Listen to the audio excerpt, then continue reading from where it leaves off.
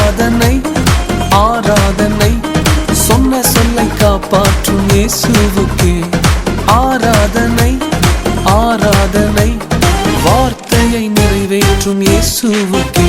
Prayer warriors ministry இன்றைய வாக்குத்தத்தம். திருப்பாடல்கள் அதிகாரம் 29, இறைவார்த்தை 8. ஆண்டவரின் குரல் பாலைவனத்தை அதிர செய்கின்றது.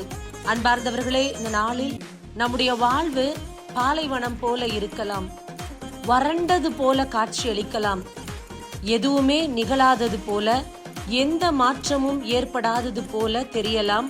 ஆனால் ஆண்டவருடைய குரல் எல்லாவற்றையும் அசைவிக்க கூடியதாக இருக்கின்றது, அதிர செய்ய வைக்கக்கூடியதாக இருக்கின்றதாம். ஆண்டவருடைய குரல் வலிமை வாய்ந்தது.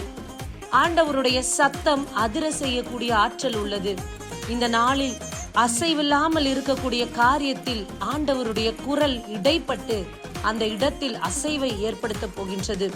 மாற்றமே இல்லாத இடத்தில் மாற்றங்களை அந்த குரல் காண்பிக்க போகின்றது.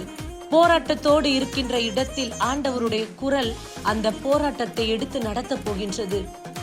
இந்த நாளில் இது என்னுடைய யுத்தம் என்று நீங்கள் எதையெல்லாம் பார்த்து பயந்து கொண்டிருக்கின்றீர்களோ, ஆண்டவருடைய குரல் அந்த இடத்தில் எல்லாவற்றையும் செயல்படுத்தக்கூடியதாக இருக்கின்றது.